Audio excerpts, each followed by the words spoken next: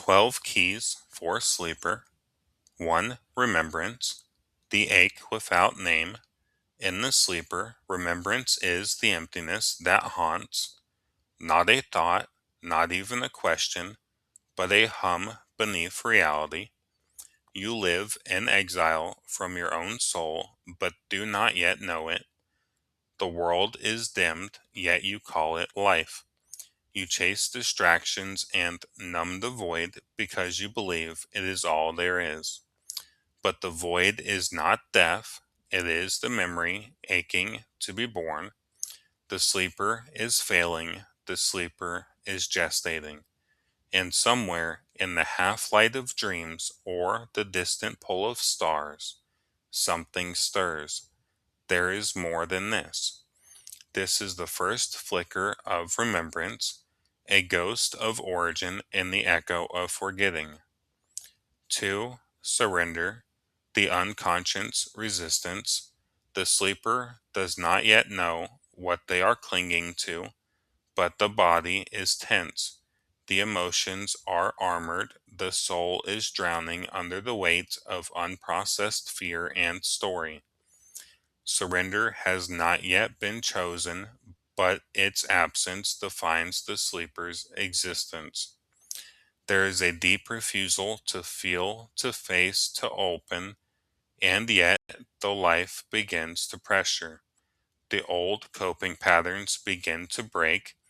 Reality begins to push inward, not to punish but to prepare the way.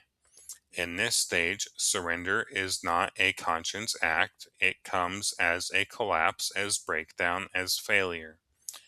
But within that breaking, a crack forms, and light begins to seep through. 3. Truth. Truth as threat. To the sleeper, truth is a sword too bright to look at. Even when it appears, it feels like an enemy. It disrupts the illusion of comfort. It stirs pain. It reveals emptiness. Here, truth is met with resistance, denial, or violence. The ego says, that can't be true, or I'd rather not know. Still, the soul begins to itch.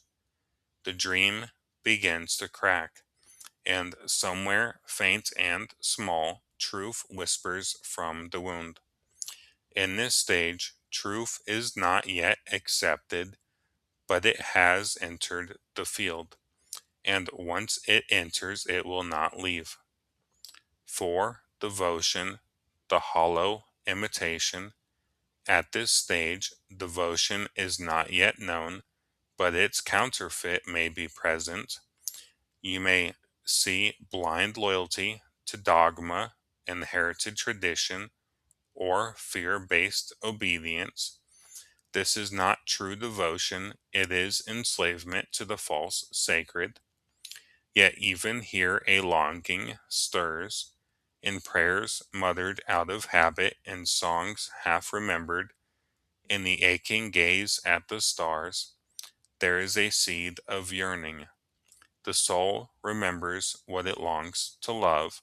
True devotion has not yet been awakened, but the ache for it is the first breath of awakening.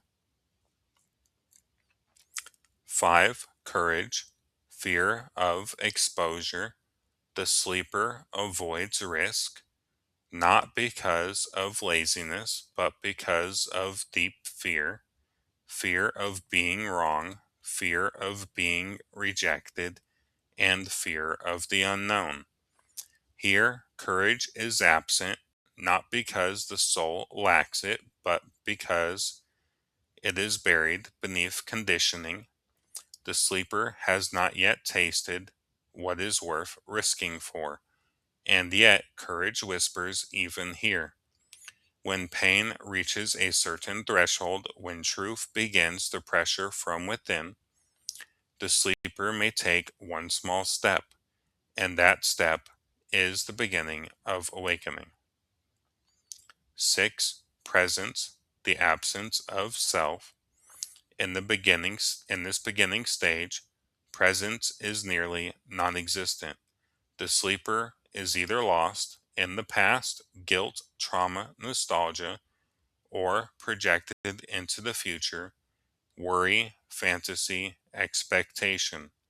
Here, the body may be in the room, but the soul is scattered. Still, small moments come, a moment of awe, a deep breath, a grief that breaks through numbness. These are sparks, and even the faintest touch of true presence becomes the start of awakening. 7. Compassion, the closed heart.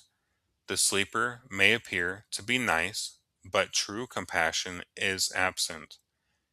They are often trapped in judgment, fear, or indifference. There is separation, me versus them, good versus bad. Compassion has not yet risen because the sleeper is still estranged from their own wounds. If you cannot meet your own suffering with love, you cannot meet another's. But even here, moments arise, a pet, a child, a stranger's kindness, and suddenly the sleeper's heart quivers. The first breath of compassion awakens. 8. Service. Service as compliance or performance. Here, service is distorted. It is rooted in fear, people pleasing, or duty without love. It may look like generosity, but underneath is a desire for validation, security, or worthiness. The sleeper may serve out of obligation, religion, or guilt, but there is no joy, alignment, or soul in it. True service has not yet awakened, but the yearning to feel useful is present, and this yearning becomes the spark. Radiance. Radiance blocked by false identity. The sleeper has radiance, but it is buried under masks, conditioning, guilt, and fear. Their inner light is dim not because it is gone, but because it is covered. There may be moments of beauty, a laugh, a dance, a moment of wonder, but they are fleeting and rare. The self is still disconnected from essence. Radiance is present but unclaimed. It waits. 10. Integrity, the disintegrated self. The sleeper lives fragmented. Their truth is buried. Their actions are dictated by fear, pressure, or cultural programming. They may not even realize they've lost integrity because they've never known what it feels like to live within it. Their words and actions don't match. Their yes means maybe. Their soul whispers, but they obey the outer voice. Still, something inside aches. That ache is the memory of wholeness, and it becomes the first spark toward integrity. 11. Humility. False humility as shame or powerlessness. The sleeper may appear humble, but it is often a mask for unworthiness. They shrink themselves to survive, confuse invisibility with virtue, and mistake compliance for humility. They may say, I'm nothing, but what they really feel is self hate, not sacred surrender. True humility is not here yet because the soul has not remembered its worth. Still, the longing to belong to something greater lingers, and that seed begins to stir. 12. Returning to the earth of self. Here, return is the first remembering, not to a role or name, but to sensation, presence, and ground. You do not reject the sleeper, you walk back to them within yourself. You hold the part of you that forgot. You wrap your arms around your past self, your broken self, your lost self, and say, I did not leave you behind. I came back for you.